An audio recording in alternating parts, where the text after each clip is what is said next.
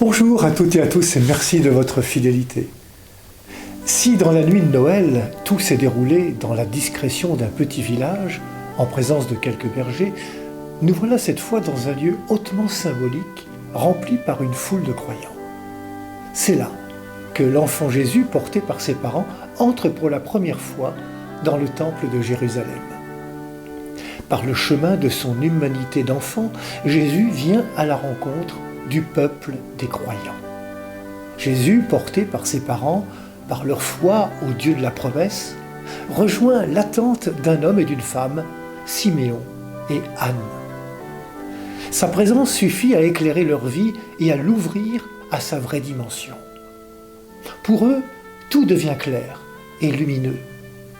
En accueillant Jésus comme le Messie, Anne et Siméon deviennent une histoire sacrée, le lieu de la présence de Dieu. Désormais, le temple n'est plus Jérusalem, mais tout homme. En rejoignant notre humanité, Jésus la sanctifie, comme nous aimons le chanter, « Tu as mis en nous ton esprit, nous tenons debout sur la terre. Tout homme est une histoire sacrée, l'homme est à l'image de Dieu. » C'est aujourd'hui la fête des chandelles ou chandeleurs. Nos célébrations ont commencé par une procession de lumière. Mais pourquoi ces lumières? Eh bien, simplement pour évoquer la prière de Siméon qui qualifie l'enfant de lumière qui se révèle aux nations païennes.